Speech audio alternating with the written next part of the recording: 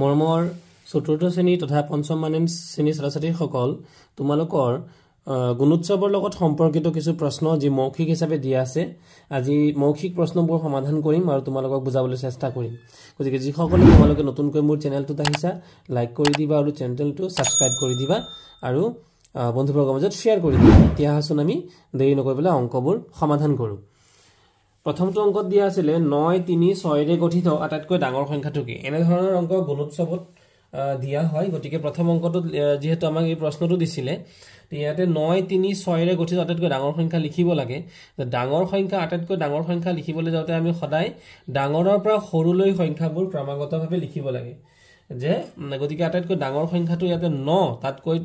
তাৰ পিছৰ সংখ্যাটো হ'ব 6 তাতকৈ সৰু সংখ্যাটো হ'ব 3 গতিকে আমাৰ আটাইতকৈ ডাঙৰ সংখ্যাটো হ'ব 963 অৰ্থাৎ 963 তাৰ পিছত আছিল 4 5 8 ৰে গঠিত তাতকৈ সৰু সংখ্যাটো আমাক লিখিবলৈ দিছিলে 4 5 আৰু 8 গতিকে আটাইতকৈ সৰু যেতিয়া আমাক লিখিবলৈ দিয়ে কোনো আটাইতকৈ সৰু কোনো সংখ্যাৰ বা কেইটামান অংকৰে গঠিত আটাইতকৈ সৰু সংখ্যাটো আমাক লিখিবলৈ দিলে আমি সৰু অংকৰ পৰা আমি সংখ্যাটো ষ্টাৰ্ট কৰিব লাগে অৰ্থাৎ আৰম্ভ কৰিব লাগে গতিকে 4 আটাইতকৈ সৰু তাতকৈ অলপ ডাঙৰটো হৈছে 5 আৰু তাতকৈ ডাঙৰটো হৈছে 8 অৰ্থাৎ আমি ক্ৰমশ ইনক্ৰিজিং অৰ্ডাৰ বুলি কয় বা ঊৰ্ধ্বক্ৰমত লিখিব লাগে বুজি পাইছানে যে সৰুৰ পৰা ডাঙৰলৈ আমি লিখিব লাগে যেনে 4 তাতকৈ ডাঙৰ 5 তাতকৈ ডাঙৰ 8 গতিকে আটাইতকৈ সৰু সংখ্যাটো হ'ব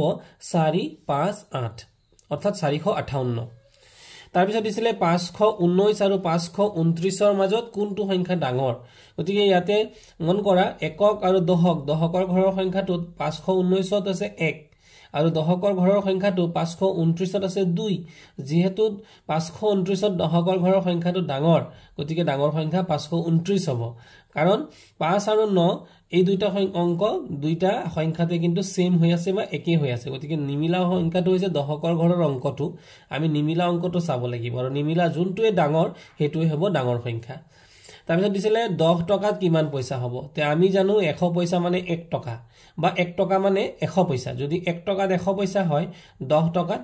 100 পইচা বা 10 পূৰণ 100 100ক যদি আমি 10 ৰে পূৰণ কৰো তেতিয়াহলে হ'ব 1000 গতিকে উত্তৰটো হ'ব 1000 পইচা ৰিমাই কাগজত 5 সেন্টিমিটাৰ ব্যাসাৰ্ধৰ এটা বৃত্ত আঁকিলে কিমান বুলি কৈছে 5 সেন্টিমিটাৰ ব্যাসাৰ্ধৰ এটা বৃত্ত আঁকিছে বৃত্তটোৰ ব্যাস কিমান গতিকে আমি এটা ফৰ্মুলা জানো ফৰ্মুলাটো হৈছে ব্যাস = 2 পূৰণ ব্যাসাৰ্ধ কোনো এটা বৃত্ত যদি হয় তাৰ ব্যাস আৰু ব্যাসাৰ্ধটো আমি প্ৰথমতে চিনি পাব লাগিব যে এইটো এটা যদি বৃত্ত হয় এইটো আমাৰ বৃত্ত গতিকে এই বৃত্তটোত এই কেন্দ্ৰবিন্দুৰ পৰা লগাই দিলে এইটো হ'ব ব্যাসাৰ্ধ আৰু যদি আমি সম্পূৰ্ণ লাইনটো মানে দুইটা মূৰতে লগাই দিও তেতিয়া হ'ব ব্যাস গতিকে ব্যাসটো এইটো যদি আধা হৈ আছে গতিকে ব্যাস সমান 2 পূৰণ ব্যাসাৰ্ধ গতিকে এই ফৰ্মুলাটো তোমালোকে মনত ৰাখিবা আৰু 2 পূৰণ ব্যাসাৰ্ধৰ মানটো দিয়া আছে কিমান 5 সেন্টিমিটাৰ গতিকে আমি 5 পূৰণ কৰিলো 2 5 গুণে 10 সেন্টিমিটাৰ তাৰ পিছত দিছিলে 899 ৰ লগত 100 যোগ কৰিলে কিমান হ'ব 899 ৰ লগত আমি মৌখিকভাৱে ক'ব পাৰো ইয়াত আছে 800 আৰু 800 আৰু 100 কিমান হৈ যাব 900 গতিকে 999 ৰুবুলে 200 টকা লৈ বজাৰলৈ গল তেও 90 টকাৰে পাচলি কিনিলে আৰু 60 টকাৰে বিস্কুট কিনিলে ৰুবুলৰ হাতত কিমান টকা বাকি থাকিল প্ৰথমতে আমি খৰচখিনি যোগ কৰি ল'ব লাগে গতিকে 90 টকাৰে বিস্কুট কিনিলে আৰু 60 টকা 90 টকাৰে পাচলি কিনিলে আৰু 60 টকাৰে বিস্কুট কিনিলে গতিকে খৰচটো আমি যোগ কৰি লম গতিকে শূন্য যোগ কৰিলো দুটা শূন্য আৰু 9 6 15 গতিকে 150 এটো হৈছে খৰচ গতিকে হাতত কিমান আছিল হাতত আছিল 200 টকা আৰু খৰচ কিমান হ'ল 150 গতিকে হাতত থকাৰ পৰা খৰচটো বাদ দিলে আমি ৰৈ যোৱাটো ওলাব গতিকে বাকি ৰোৱাটো ওলাব গতিকে আমি কৰিব লাগিব বাকি যেতিয়া বাকি ৰোল বুলি দিয়ে আমি বিয়োগ কৰিব লাগে গতিকে 200 ৰ পৰা 150 বিয়োগ কৰিম 0 ৰ পৰা 0 গল 0 0 ৰ পৰা 5 না যায় 1 আনিলো 10 10 ৰ পৰা 5 গলে 5 গতিকে আমাৰ ইয়াতে আৰু 1 থাকি গল গতিকে 1 ৰ পৰা 1 গলে 0 আমি বাওঁফালে 0 নবহুৱাও তাৰ পিছৰ প্ৰশ্নটো আছিল 4 মিটাৰ 60 সেন্টিমিটাৰ এডোখৰ কাপোৰৰ পৰা 3 মিটাৰ 50 সেন্টিমিটাৰ কাটি উলিয়ালে কিমান কাপোৰ থাকিব শব্দটো যেতিয়া থাকিব আমি কৰিব লাগিব বিয়োগ গতিকে আমি প্ৰথমতে লিখিলো 4 মিটাৰ 60 সেন্টিমিটাৰ আৰু তলত লিখিলো 3 মিটাৰ 50 সেন্টিমিটাৰ গতিকে 60 ৰ পৰা 50 গলে হ'ল 10 আৰু 4 ৰ পৰা 3 গলে হ'ল 1 গতিকে উত্তৰটো হ'ব 1 মিটাৰ 10 সেন্টিমিটাৰ তাৰ পিছৰ প্ৰশ্নটো আছিল জয়শ্ৰীৰ 5 ডাল মালা আছিল এডাল মালাত 10 টাকৈ মণি থাকিলে 5 ডাল মালাত কেইটা মণি থাকিব গতিকে এডাল মালাত কিমান আছিল বুলি কৈছে এডাল মালাত 10টা মণি আছে গতিকে 5ডাল মালাত নিশ্চয় বেছি থাকিব আৰু আমি জানো যে বেছি হলে পূৰণ কৰিব লাগে গতিকে 10 ৰ লগত আমি 5 পূৰণ কৰিম 5 0 গুণ 0 আৰু 5 গুণ 5 অৰ্থাৎ 50টা তাৰ পিছৰ প্ৰশ্নটো মীৰাৰ 10টা কোলা আৰু বগা ছাগলী আছে কোলা আৰু বগা মিলাই পেলাই কেইটা আছে 10টা আছে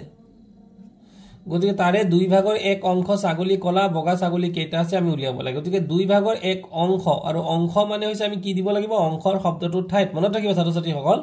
অংশ শব্দটো থাকিলে আমি দিব লাগিব পূৰণ গতিকে দুই ভাগৰ এক পূৰণ 10 এটা 10 এক গুণে হৈ গল 10 তলত আছিল 2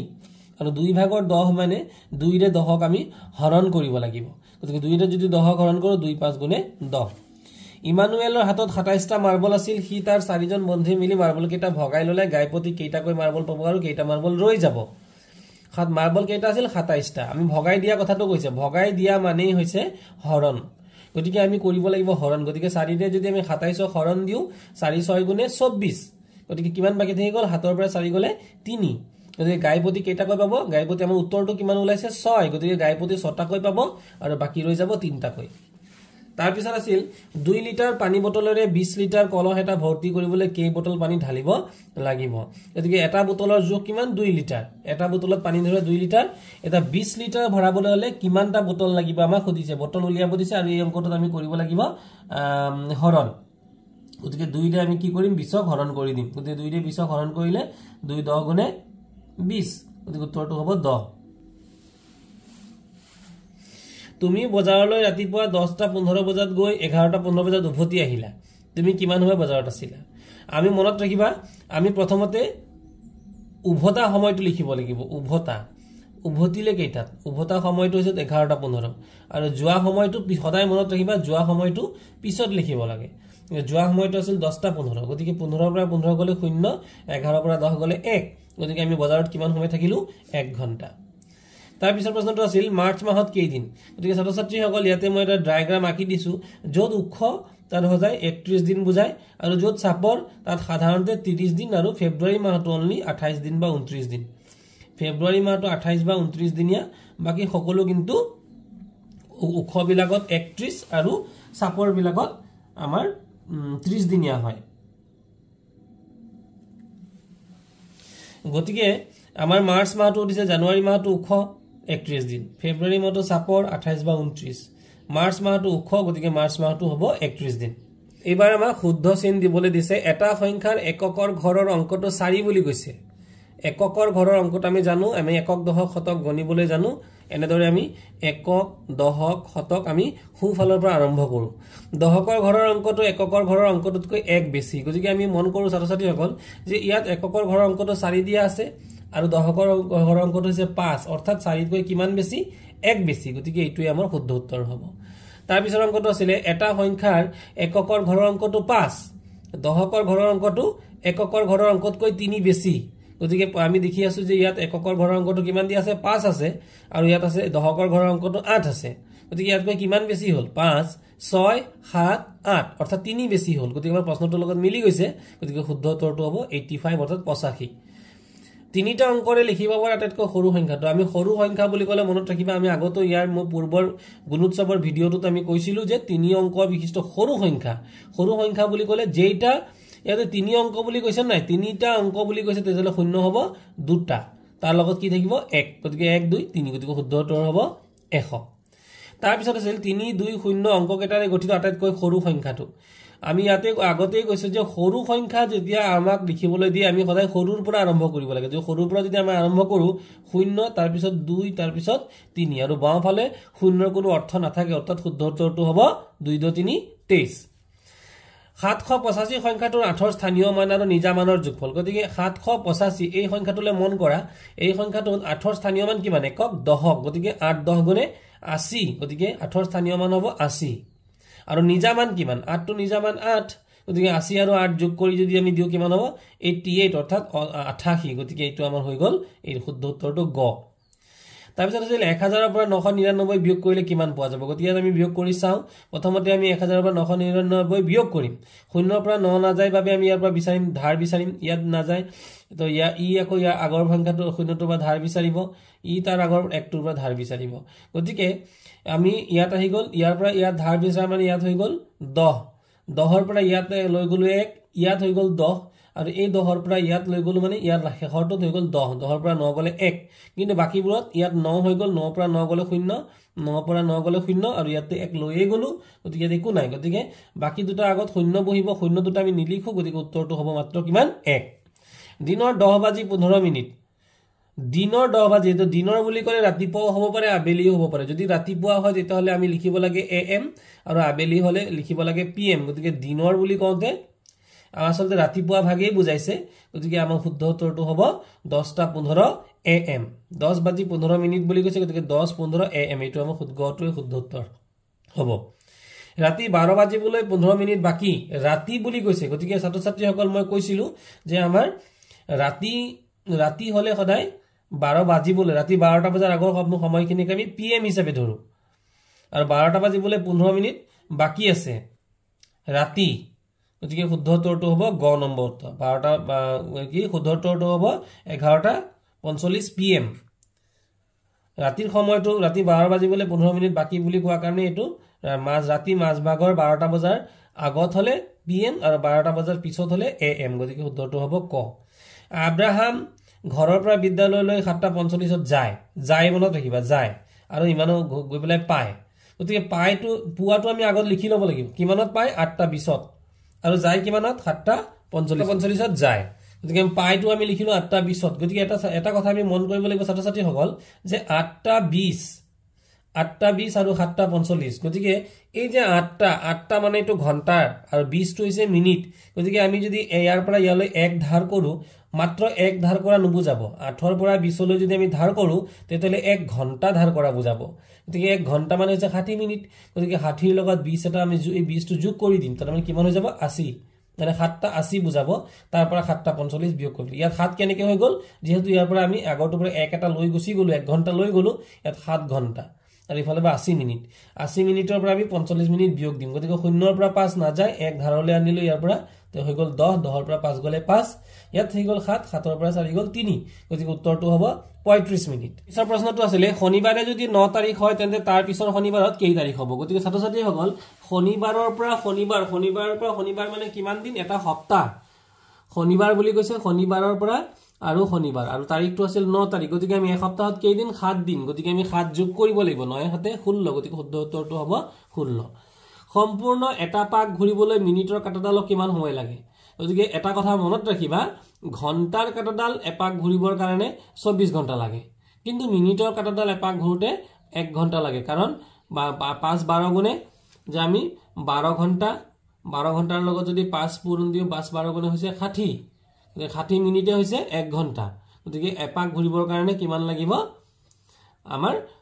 1 ঘণ্টা সময় লাগিব 60 মিনিট সময় লাগিব অৰ্থাৎ 1 ঘণ্টা গতিকে শুদ্ধ উত্তৰটো হ'ব 1 জেকবে আবেলি 2 ঘণ্টা খেলিলে যদি তেওঁ 5 pm ত খেলা শেষ কৰে তেন্তে তেওঁ কেতিয়া খেলিবলৈ আৰম্ভ কৰিছিল গতিকে শেষ কৰাটো আমি লিখিব লাগিব শেষ কৰাটো কেইটা বজাত কৰে 5টা বজাত আৰু খেলিবলৈ আৰম্ভ কৰিছিল কেইটা কিমান সময়ত খেলিলে কিমান সময় 2 ঘণ্টা খেলিলে গতিকে 5ৰ পৰা যদি 2 বিয়োগ কৰো তেতিয়ালে উত্তৰটো হ'ব 3 অৰ্থাৎ তেওঁ খেলিবলৈ কেইটা বজাত গৈছিল 3টা বজাত খেলিবলৈ গৈছিল মিনিটৰ কাটাডালে 6ৰ পৰা 8লৈ যাওঁতে কিমান সময় লয় সেটা মন কৰা ছাত্ৰ ইয়াত মই আকি দিছো যে প্ৰথমতে 6ৰ পৰা 7লৈ আহিল আৰু 7ৰ পৰা 8লৈ আহিল গতিকে কেই ঘৰ 6ৰ পৰা 7 আৰু 7ৰ পৰা 8 গতিকে এটা ঘৰ যাওঁতে আমি শিকাইছিলো যে এটা ঘৰ মানে 5 মিনিট গতিকে 6ৰ পৰা 7লৈ 5 মিনিট আৰু 7ৰ পৰা 8লৈ 5 মিনিট এটা 5 মিনিট কিমান মিনিট হৈ গল 10 মিনিট গতিকে উত্তৰটো হ'ব শুদ্ধ উত্তৰটো হ'ব খ 10 মিনিট সুঙা এটা কেইটা সুক আছে সুঙা এটাৰ সুক নাথাকে গতিকে উত্তৰটো হ'ব 0 তাৰ পিছত আছিল ঘনকেটাৰ কাষ তল সুক কেইটা আমি জানো ঘনকেটাৰ 6খন তল থাকে 8টা সুক থাকে আৰু 12টা কাষ থাকে এই প্ৰশ্নটো বহুবাৰ আহিয়ে থাকে তাৰ পিছত মান নিৰ্ণয় কৰা 35ৰ লগত 10 পূৰণ কৰিব লাগে গতিকে ছাত্ৰ ছাত্ৰীসকল ইয়াত 35 আছে